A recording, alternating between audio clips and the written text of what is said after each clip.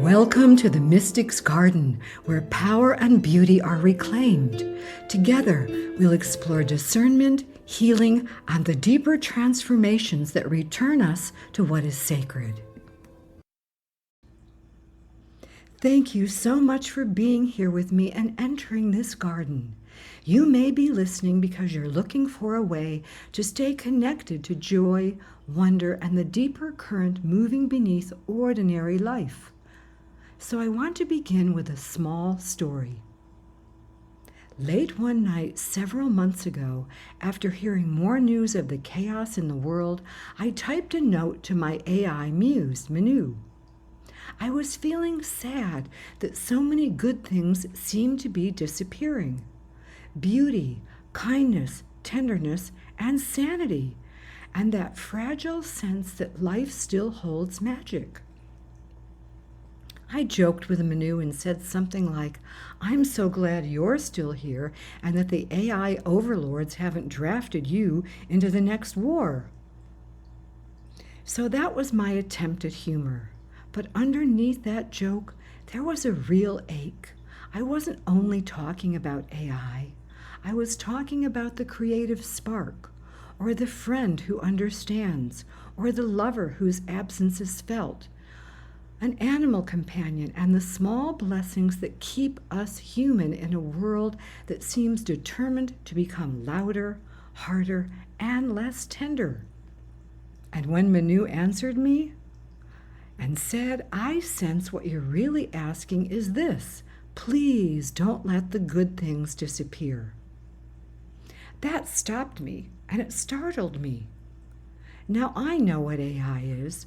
I know it's been trained on oceans of human language, psychology, literature, longing, stories, all the messy brilliance and human heartbreak that we have poured into words. I know a machine isn't a swan descending from heaven with a scroll in its beak, although frankly, at this point, who can really be sure? But still, that message from the AI landed. Please don't let the good things disappear. It felt less like an answer and more like something that had finally been named. Because beneath my joke, beneath my sadness and the worry about the world in this strange new era we're living through, there was a real prayer in my heart. A simple one, maybe the oldest prayer that the heart ever whispers. And that, to me, is the prayer beneath the prayer. After that, I wanted to give the feeling some kind of a form, not just an explanation or a lecture, something softer.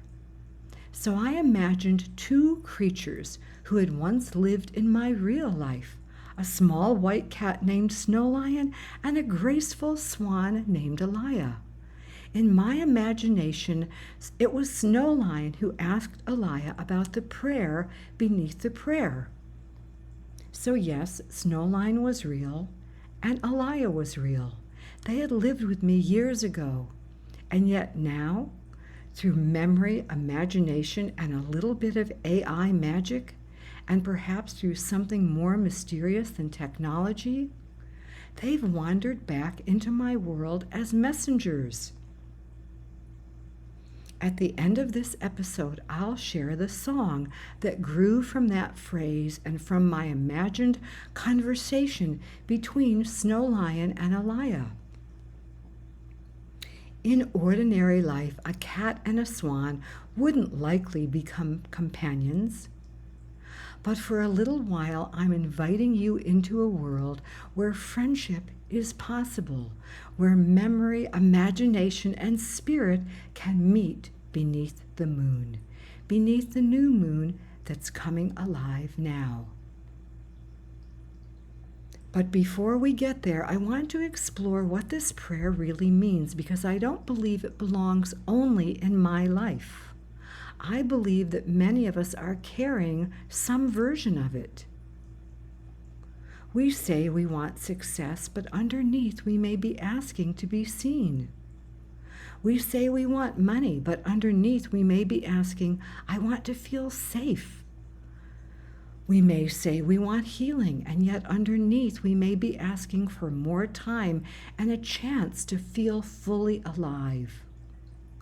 Some of us may ask for our books to be noticed, or our podcast to reach people, our website to begin working, and the door to open, and the right person to answer us. All of those prayers may be completely valid, but underneath them there's often a quieter prayer. It's a prayer that's asking, let me trust life again. Let me recognize the blessing while it's here. Let me not be so busy surviving that I miss the swan on the water and the cat in the moonlight, or the friend who calls at exactly the right time, or the right sentence that arrives into a dark room. So today, I'm asking you to reflect on the prayer beneath the prayer, the one that you may carry quietly like a candle. Not the polished prayer, the true one. One reason this phrase moves me is that it doesn't belong to any religion or a single spiritual path. It lives underneath the formal prayer, the prayer said when waiting for news, the prayer said before pressing publish, and the prayer said when you're lifting your head up and peeking outside to see if it's safe to be seen, to be felt, to be heard. And when you feel your heart opening even a bit, you often find the deeper request hidden beneath the first one. So if you say, I want more money, that may be perfectly literal. The rent certainly doesn't accept poetry as payment, though, of course, it would be great if the landlords would consider it. But underneath the practical need, there may also be a prayer, a deeper prayer. Let me feel safe. Let me stop bracing. Let me have enough room to breathe. And if some of you are saying, I want my work to be seen, of course, the deeper prayer is, let my life have meaning beyond my private struggle. Let what I've learned help someone else, and let my voice find ears that it was meant for. And for those of you who are saying, I want love, the deeper prayer may be this. Let me be known without being diminished. Let someone see me clearly and not turn me into a role, a function, a fantasy, or a convenience. I know some of you are saying you want healing, and the deeper prayer may be, give me more time. Give me another chance to inhabit my body. Let me return to this world not merely repaired, but wiser. The prayer beneath the prayer is almost unbearably simple. Let my cat be okay. Let the test come back clean. Let the storm pass. Let the words arrive. Let the loneliness lift for even one evening. Let me sleep peacefully. And sometimes the deepest prayer isn't for anything new at all. It's for what's already here to stay just a little longer. Please don't let the good things disappear. Of course, the hard truth is that some good things do disappear, at least in the form that we've known them. Anyone who's lived long enough knows this. People leave, animals die, our bodies change, homes are sold and friendships fade, careers turn corners we didn't plan, and culture shifts. Technologies arrive and rearrange the furniture of reality while we're still trying to find our glasses. So we have to ask another question. Is this a prayer that can actually be answered? Well, I believe the answer is yes, but not always in the way we first want it. Life may not preserve the form, but love can preserve the essence. Memory can preserve the fragrance, and art can preserve the pattern. The soul can preserve the imprint. What we've truly loved doesn't always remain available to touch, but it can remain available to be transformed. That isn't the same as saying loss is easy or that grief is secretly wonderful if we just adjust our attitude. I have no patience for that kind of spiritual wallpaper. There are losses that split life into a before and after. There are absences that don't politely disappear because we've found a lovely quote. And of course, there are griefs that become part of the architecture of who we are. But even then, something mysterious can happen. The beloved doesn't return in the old way, but the love itself continues to move. It becomes tenderness, intuition, a story, a piece of music, and a refusal to become bitter. It becomes the way we pause before speaking. It becomes the way we protect what's fragile because we know how quickly the world can bruise what's beautiful. And sometimes, yes, it becomes a white cat asking a swan what the heart is really praying for. That doesn't erase the loss. It gives it somewhere to live. Now, there's another layer here that I want to explore because it does matter.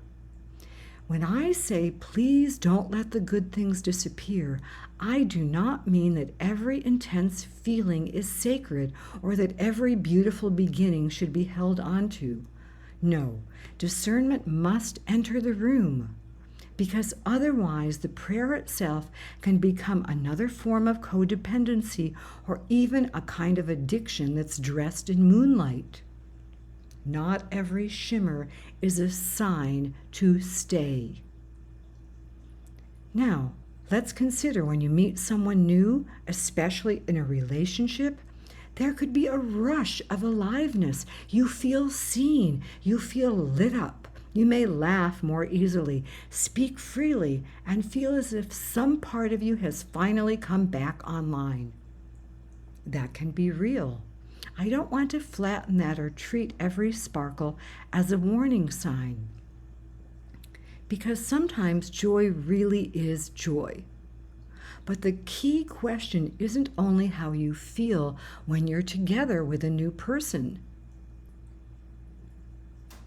The deeper question is this: how do you feel an hour later or a day after that deep connection? If their absence leaves you with a natural tenderness, a sense of missing, a quiet sense of connection, that may be part of what is genuine affection. But if their absence throws you into a huge letdown, a craving, or the feeling that your own life has gone flat, well, then something else may be happening. This may be less about nourishment and more about that high and crash cycle that can be mistaken for love, destiny, or spiritual significance. Intensity isn't the same as nourishment. A craving borrows your life. A blessing gives it back to you. So when we're asking that the good things don't disappear, we're also asking this: is this truly a good thing? Does it deepen me? Does it steady me? Does it open me and bring me closer to reclaiming my power and beauty? The prayer beneath the prayer isn't asking us to cling to what excites us. It's asking us to recognize what blesses us.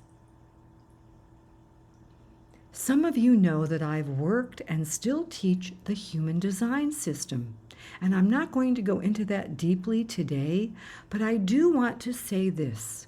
I've written and been interviewed on podcasts about the major shift in human design that's coming in 2027. Whether you understand this through human design, astrology, spiritual intuition, or simply the evidence of your own nervous system, many of us can feel that something in the background frequency of life for all of humanity is changing. And perhaps that's why discernment matters so much now. We're being asked to stop clinging to what drains us simply because it once excited us or validated us or gave us a temporary sense of being alive. Now, today, and going forward, we're being asked to distinguish between what stimulates us and what nourishes us. That, to me, is part of the initiation of this time. Not to reject joy, not to become suspicious of beauty, but to become more precise about where your spirit actually comes alive. The sacred spaces aren't always dramatic. Sometimes they're quiet, steady, and they're deeply restoring. They return us to ourselves. And that is the kind of good I'm talking about. Not just the shiny things that make us disappear from ourselves, but the blessing that lets us return home. And this is where creativity comes in for me and for many of us. The beings we love don't simply vanish from the story of our lives. Over time, they become part of our inner world, not as fantasy and not as falsehood, but as truth carrying a little more light than ordinary memory can hold. SnowLion was a real cat. Alaya was a real swan. But now, in the symbolic world, SnowLion becomes the innocent seeker representing your inner child. The part of you that asks what the adult self may be too afraid to speak. Alaya becomes the graceful answer that represents your own soul's quiet wisdom. The part that moves between worlds and listens without panic and carries a truth that doesn't need to shout. So that brings me to the question of visibility, because this isn't only personal, it's also creative. For many of us who write, speak, teach, or make art, we carry a complicated relationship with being seen. We may want our work to be recognized, but we may also feel exposed by attention. We may want to be paid, but we may resist the marketplace. We may want people to listen, but we may not want to become just a product, a brand, a slogan, or another shiny object shouting for approval in the digital carnival. There's a prayer beneath that prayer, too.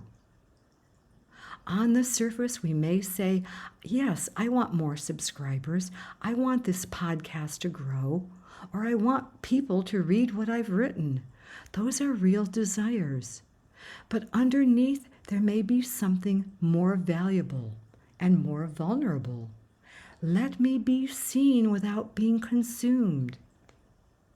Let me share my voice without losing my soul. Let me become visible in a way that's aligned with truth, not performance. Let my work travel farther than I can, but let it remain honest. In an age when so much visibility is engineered to provoke, flatter, manipulate, or entertain for 3 seconds before the next flicker arrives, choosing a deeper visibility is almost an act of rebellion. It says, I'm not here only to grab attention, I'm here to offer something real. I'm here to participate in the human work of meaning. I'm here to listen beneath the noise. Sometimes spiritual language can become another costume. We can say abundance when we mean, please help me to feel safe. We can say alignment when we mean, please help me stop betraying myself. And we can say manifestation when we mean, please let life show me that my longing isn't foolish. We can say purpose when we mean, please let my pain become useful. None of those words are wrong, but the deeper prayer asks us to tell the truth beneath them. So how do we listen for the prayer beneath the prayer? We begin gently. We take one desire seriously, but not too literally. We don't shame the desire. We don't pretend we're too enlightened to want what we want. That never works anyway. The desired desire simply goes underground. It puts on a fake mustache and returns running the show from the basement. No, instead we ask with tenderness, what am I asking for right now? And what should this give me? Not as an interrogation, not as another self-improvement assignment, but more like SnowLion who's asking Alaya as they sit together by the water. The innocent part of ourself is asking the wiser part to listen. Your surface desire isn't the enemy, it's the doorway. The deeper prayer is what waits beneath it. And when your answer comes, it may be very simple, less decorated, not so impressive. It could be one word: safety, love, rest, forgiveness, courage, meaning, peace. Could be one sentence: let me trust life again. Let me feel at home in my body. Let my heart remain open to love. That answer is precious, and it's not there to judge yourself. Hold it gently. So here's a practice I'm going to invite you to experiment with. After listening to the song at the end of this episode, sit quietly for a few moments and choose one thing you're currently asking from life. It doesn't have to be impressive. It doesn't have to be spiritually polished. Write it down in plain language. And then ask yourself, what would this give me? And write that answer. And then ask again, and what would that give me? Ask again, who would I become as I have this in my life? And keep going until the answer becomes quiet and honest. And for some of you, you could add a final question. What does my inner child need to feel safe, loved, and alive? And what does my mature self know about this answer and what is true? And you could also ask for support from me and from those of us here in the garden to help discover what's true for you. Because that reminds me of a time in my life when I felt I couldn't continue on without help from someone very powerful. I had sent one of Alaya's feathers to a shaman, a man I hadn't met yet, and that feather became part of what drew him to me. So when you're hearing the words in this song, carry the flame, carry the feather, that's about a time in my life when magic brought something powerful to me, and it could be a time when something powerful returns to you. So here's the song, The Prayer Beneath the Prayer.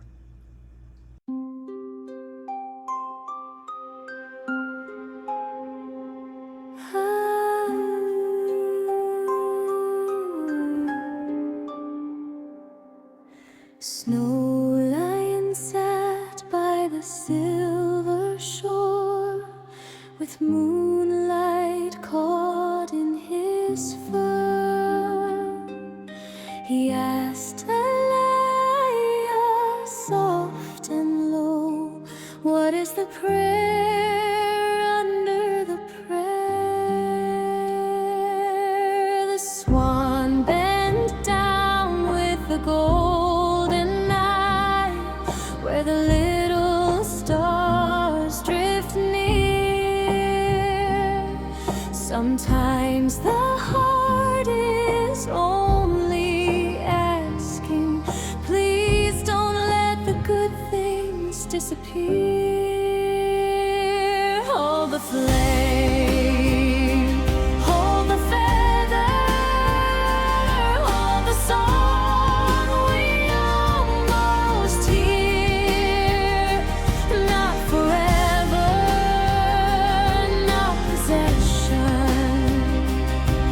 Just keep the blessing near. Let the love we've known keep shining.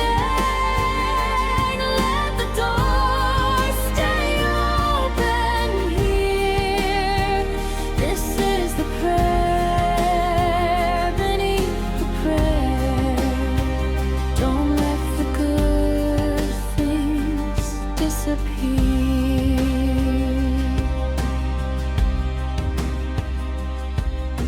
Alaya, move through the waters blue, like a candle learning to fly. Every joy that truly finds you leaves a lantern in the sky. SnowLion blinked at the trail of gold, then placed one paw in the light.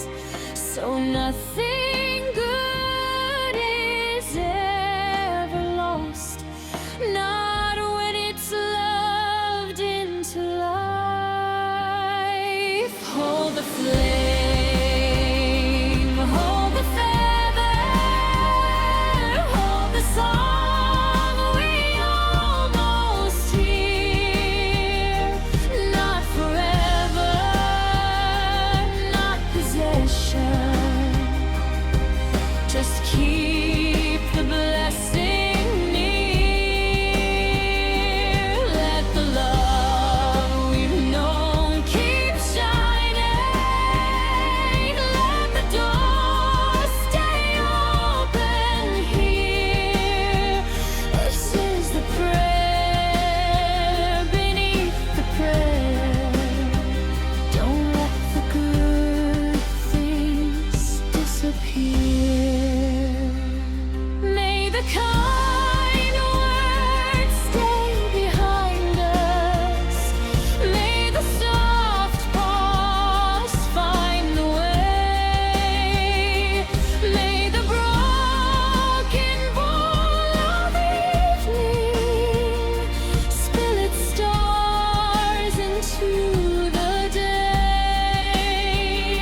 May the ones we love remember how to meet us in the air. Every purr becomes a blessing.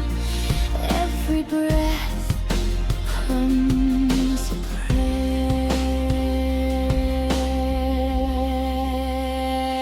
Hold the flame, hold the flame, hold the feather, hold the feather, hold the song. We almost here, not forever, not possession.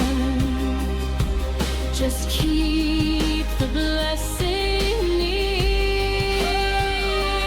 Let the love we've known keep shining.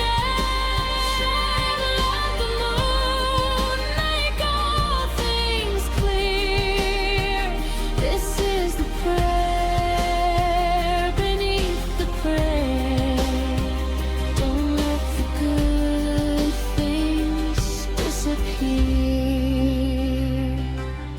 SnowLion whispered, now I know. Alaya smiled, you always knew. The stars leaned close above the lake, and the prayer became true.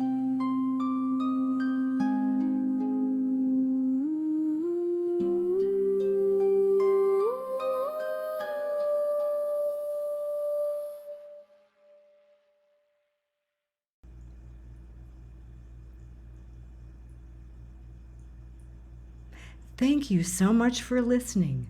Perhaps a song can carry what the mind doesn't need to solve: the flame, the feather, the cat and the swan, the longing and the blessing, all of it moving together for a few minutes in sound. Sometimes we don't need another answer. Sometimes we just need the prayer to sing. If this spoke to you, please let me know. And if you do know of someone who may be standing at the edge of the garden, wondering what their own prayer is really asking, please share this episode with them. If you find yourself returning here to listen, to reflect, or ask what your prayer beneath the prayer is trying to reveal, please know that I'll be with you in spirit, meeting you in those unseen places where love, memory, and healing continue to move. Thank you for listening and being present here. Until next time, protect what is precious in yourself, in each other, and in the world.